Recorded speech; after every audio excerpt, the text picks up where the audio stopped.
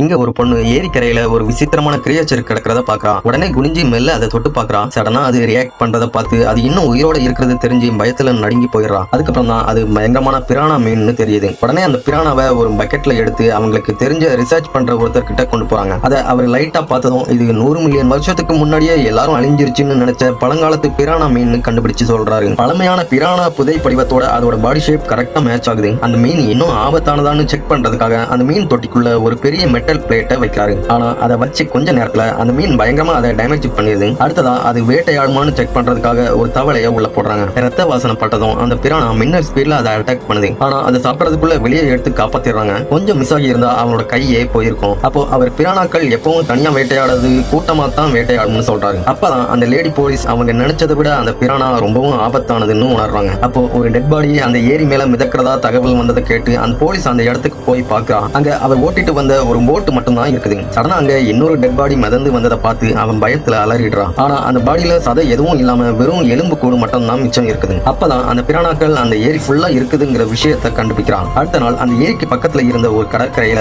ஒரு பெரிய ஃபெஸ்டிவல் நடந்துகிட்டு இருக்குது. ஆனா அந்த ஏரி கடற்கரையில இருந்து கொஞ்சம் தூரத்துல இருந்ததாலையும் மக்கள் யாரும் பதட்டப்படக்கூடாதுங்கிறதுக்காகவும் அந்த பிரானாக்கள் அங்க வராதுன்னு நினைச்சு அவங்க யாரையும் வார்ன் பண்ணாம விட்டுறான். ஆனா அதுதான் அவ செஞ்ச மிகப்பெரிய தவறா மாறுது. அப்போ அவளும் அவளோட பார்ட்னரும் அந்த ஏரிக்குள்ள இறங்கி இன்வெஸ்டிகேட் பண்ணிட்டு இருக்கும்போது சடனா ஏதோ ஒண்ணு அவளோட பார்ட்னரை பயங்கரமா அட்டாக் பண்ண ஆரம்பிக்குது. கடைசியில அவளோட டைவிங் ஷூட் மட்டும் தான் மிச்சம் ஆகுது. நிலைமை மோசமாகிறத உணர்ந்த அவ உடனே அவளோட டீம் கூட அந்த பீச்சுக்கு போய் எல்லாரையும் வார்ன் பண்ண ஆரம்பிக்கிறான். ஆனா அங்க மியூசிக் சத்தமா கேட்டுட்டு இருந்ததால அவளோட வார்னிங்க அங்க யாருமே கவனிக்கல. உடனே வேற வழி இல்லாம அவங்க கண்ணால வானத்தை நோக்கி ஷூட் பண்ணதுக்கு அப்புறம் தான் அந்த கிரௌட் சைலண்ட் ஆகுது. அப்பவும் அவங்க யாரும் அந்த வார்னிங்க நம்பவே இல்லை. அந்த டைம்ல ரத்த வாசனைக்கு நிறைய பிரானாக்கள் அந்த பீச்சுக்கு வந்துருது. இன்னும் கொஞ்ச நேரத்துல பெரிய ஆபத்து வரப்போகுதுன்னு அவங்க யாருக்குமே தெரிஞ்சிருக்காது. ஃபர்ஸ்ட் அங்க ஜாலியா குளிச்சுட்டு இருந்த ஒருத்தனை அந்த பிரானாக்கள் காலி பண்ணிடுது. அடுத்ததா அதோட அடுத்த இறைய தேடி போக ஆரம்பிக்குது. அப்போ அங்க ஒரு பொண்ணு ஸ்விம் பண்ணிட்டு இருக்கும்போது திடீர்னு ஏதோ ஒண்ணு அவளை அட்டாக் பண்ணுது. அவ உஷார் ஆகுறதுக்குள்ள 100கணக்கான பிரானாக்கள் அவளை அப்படியே தண்ணிக்கு அடியில இழுத்து கொண்டு போயிருது. அவளோட பயங்கரமான அலறல் சத்தத்தை கேட்டதுக்கு அப்புறம் தான் அங்க இருந்த மக்கள் எல்லாருக்கும் அந்த ஆபத்து புரியுது. ஆனா அதுக்குள்ள அந்த பிரானாக்கள் நிறைய பேரை அட்டாக் பண்ணதால அந்த கடலை ரத்த நிறமா மாறிடுது. கடைசியில அந்த லேடி போலீஸாலையும் எல்லாரையும் காப்பாற்ற முடியல.